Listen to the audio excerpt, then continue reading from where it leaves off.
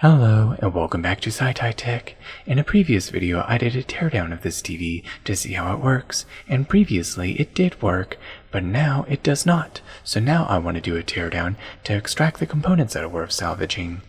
Let's get started. First I'm going to flip over the TV. And now do what I always do, see a screw, take a screw, see a screw, take a screw, and remove all of the screws I can find. And there, now I've removed all of the screws. And now it's time to open up the housing. Remove this panel first. And as you can see, this circuit right here is the controller board that controls the entire TV. Next, what I want to do is detach all of the wires that is on the circuit.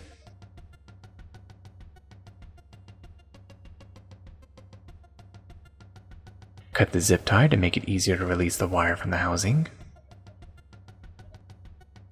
Same thing over here. And there, all of the wires are now detached. And again, see a screw, take a screw, see a screw, take a screw, and remove all of the screws I can find. And there, all of the screws are now removed.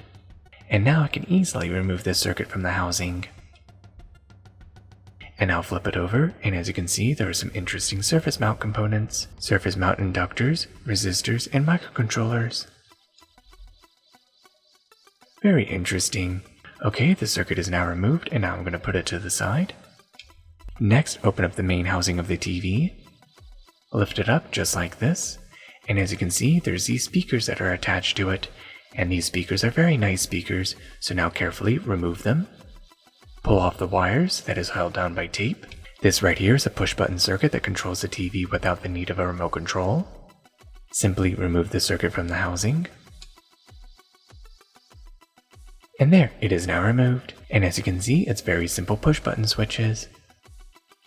Next, remove the power cable that's attached to the TV. And there, it comes off just like this. And there, everything is now removed from this housing. Now, I don't need this housing anymore. Next, wind up this power cable. Doing this will make things more organized. And there, it is now wound up. All I have to do is put it to the side. Next, untangle the wires of the speakers. And as you can see, these are very nice speakers. These right here are 8 ohm, 10 watt speakers.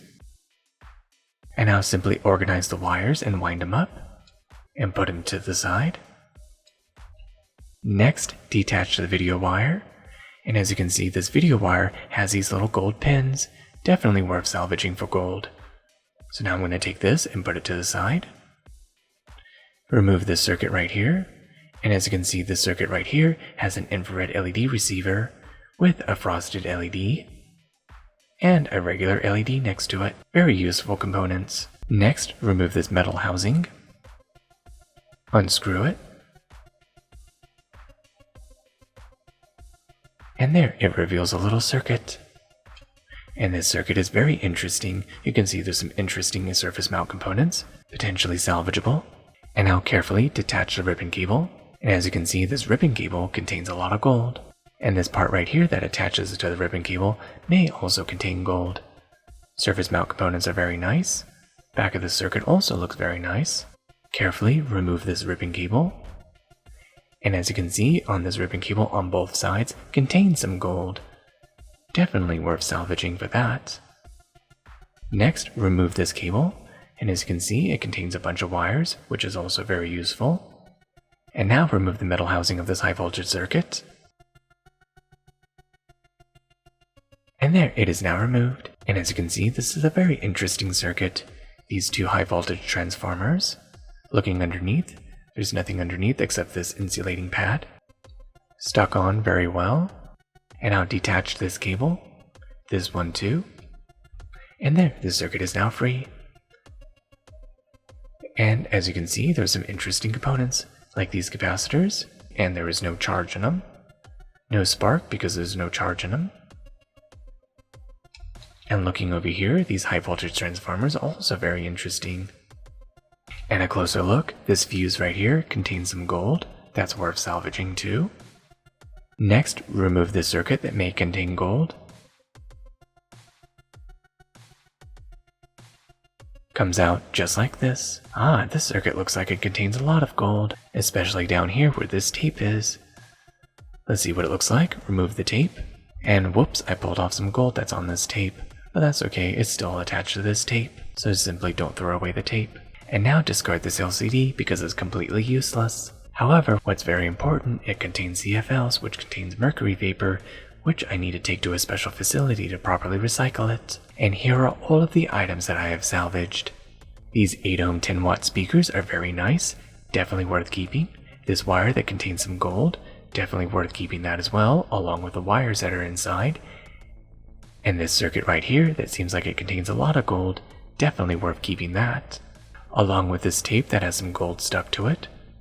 And this ribbon cable that seems like it has a lot of gold on it too, definitely worth keeping that. And now another closer look of the circuit, and you can see this tape in this circuit contains a lot of gold, definitely worth keeping that. And this circuit right here has some interesting surface mount components that are potentially useful. Also, these attachments that connects to the ribbon cables may contain gold as well. And this circuit that has a bunch of push button switches, definitely worth keeping that. And this circuit that has an infrared receiver, this frosted LED, and this flat LED, all very useful. This right here is a power cable, can definitely use that. And also these wires are also very useful. Some screws are very useful. And this right here is the high voltage circuit that powers these CFLs. Some other components like these transformers and capacitors, I can possibly use this for a future project, or keep everything intact and use it for something else that requires high voltage. And of course this component that contains gold, definitely worth salvaging.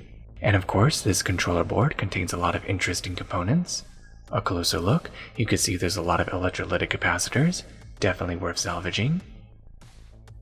Some more over here, and some more electrolytic capacitors over here with some diodes and Zener diodes, ceramic capacitors, inductors, transistors. Also some transformers, with some optocouplers, which are also very useful. Also a bridge rectifier. Also some interesting microcontrollers, high wattage resistors, ceramic capacitors, and this large electrolytic capacitor, and also some toroid transformers, with some of these little capacitors. And there you have it. Now you know what's inside of an old 2012 flat screen TV and what kind of components that are worth salvaging.